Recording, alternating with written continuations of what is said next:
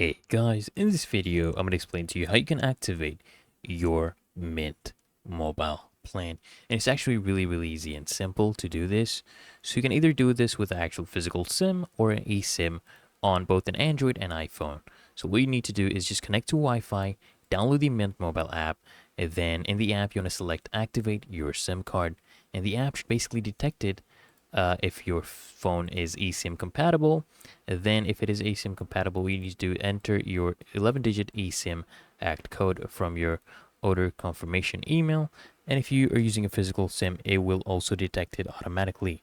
And then what you need to do is you need to select keep your current one to bring your phone number to Mint, or you can get a new number by selecting get a new one, and they will assign one based on your zip code. But if you choose to get a new number, you can go ahead and continue from this step right here. But since we're already using a physical SIM or an existing phone number, then you need to enter your current phone number and zip code. This will help verify information and determine eligibility for transferring your number over to Mint. And then you need to select your current carrier and provide the requested information.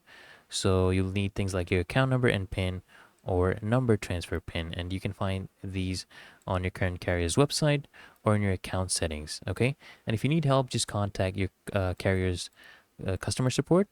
And then once you're done with that, you need to enter a name to initiate a number transfer request. Okay, and then you'll see a message saying that your plan has been activated once your request goes through.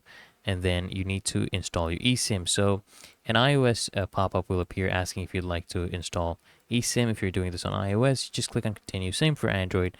Follow the on-screen instructions, and then you just need to create an account. So create a password to finish setting up your account on the Mint mobile app. Really easy and simple, guys. And I hope this guide helped you out. If it did provide value to you, go ahead and smash that like button, guys, as well as subscribing to frequently asked questions. And I'll see you in the next one.